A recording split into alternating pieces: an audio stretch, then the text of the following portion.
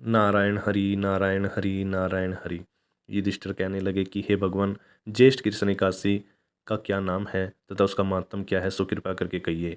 भगवान श्री कृष्ण कहने लगे कि हे राजन, ये एकादशी अचला तथा परा नामक दो नामों से जानी जाती है। पुराणों के अनुसार ज्येष्ठ कृष्ण पक्ष की एकादशी अपरा एकादशी है, क्योंकि यह अपार धन देने वाली है। जो मनुष्य इस व्रत को करते हुए संसार में प्रसिद्ध हो जाते हैं। इस दिन भगवान त्रिविक्रम की पूजा की जाती है। अपरा एकादशी के व्रत के प्रभाव से ब्रह्म हत्या, भूत योनि, दूसरों की निंदा आदि के सब पाप दूर हो जाते हैं।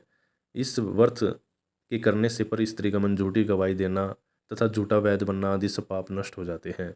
जो क्षत्रिय युद्ध से भाग गए वे नरकगामी होते हैं, परंतु अपरा एकादशी का व्रत करने से वे भी स्वर्ग को प्राप्त हो जाते हैं। जो फल तीनों पुष्कर में कार्तिक पूर्णिमा को स्नान करने से या गंगा तट पर पितरों को पिंडदान करने से प्राप्त होता है, वही अपरा एकादशी का व्रत करने से प्राप्त होता है।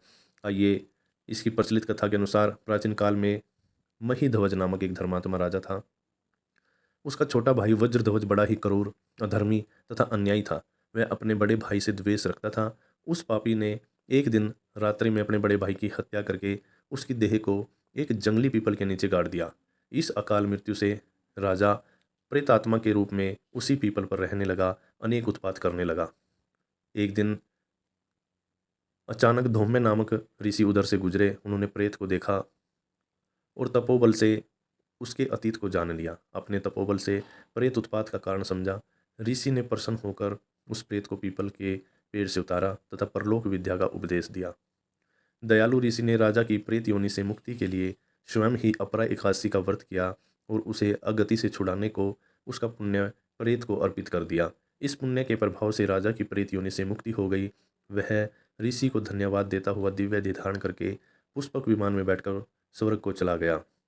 यह व्रत पाप रूपी वृक्ष को काटने के लिए कुल्हाड़ी है, पाप रूपी ईंधन को जलाने के लिए अग्नि, पाप रूपी अंधकार को मिटाने के लिए सूर्य के समान, मृगों को मारने के लिए सिंह के समान। अतः मनुष्य को पापों से डरते हुए इस व्रत को अवश्य करना चाहिए। अपरा एकादशी का व्रत तथा भगवान का पूजन करने से मनुष्य सब पापों से छूटकर विष्णु लोक को जाता है। हे राजन, यह अपरा एकादशी की कथा मैंने लोकहित के लिए कही है। इसे पढ़ने अथवा सुनने से मनुष्य सब पापों से छूट जाता है। बोलिए श्री कृष्ण भगवान की जय।